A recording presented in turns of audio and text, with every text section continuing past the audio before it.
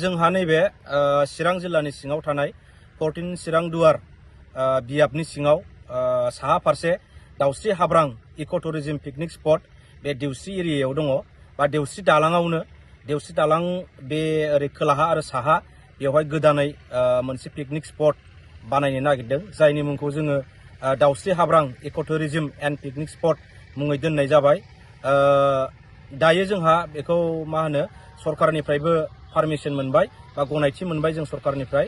दायो बेखौ दिनै जोङो जयै माखासे प्रेसिडेन्ट सेक्रेटारि लोगोसे जोंनि दाउस्रि हाब्रां इक' टुरिजम एन्ड पिकनिक स्पटनि गासै कमिटिया फैनानै बेवहाय नायबिजिरफैदों बोरै माबायदि खालामोबा मोजां जागोन बबे साइडजों मा जागोन बेखौ नायफैदों। नायनानै दायो जोंबो बिराद गोजोननाय मोन्दों।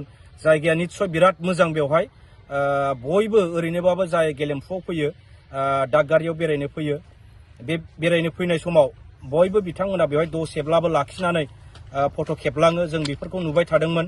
दा बेखौ नुबाय थानानै निस्सय बेवहाय मोनसे मोजां जायगा बेरायनो थाखाय बानायनानै होनो हायोबा बा लावखार ओंखाम जानो थाखाय गोदान बोसोरनि थाखाय बेवहाय जायगा बानायना होनो हायोबा निस्सय मानसिफ्रा एबा जोंनि ओनसोलनि रायजो राजाफ्रा गोजोननाय मोनगोन, मोजां मोनगोन। जों बेखौ नुहुरनानै देग्लाय जोङो सरकारनि खाथियाव थांनानै बेवहाय गनायथि लानानै फैबाय। दायो जोङो गाबोननिफ्रायनो बेवहाय साजायनायनि बा बोरै माबायदि बानायनांगौ बिनि माखासे टेकनिकेल आरो नन टेकनिकेल खामानिखौ जों गाबोननिफ्राय जागायसिगोन। जोङो सानदों डिसेम्बरनि 10 नङाबा 15 बेफ्राव माने अपेनिं खालामनो सानदों। बेखायनो नोंथांमोना मिडियानि गेजेरजों नुगोन जों माब्ला अपेनिं खालामगोन। दा आङो बेखिनिखौनो बुंनानै दोनथ'बाय।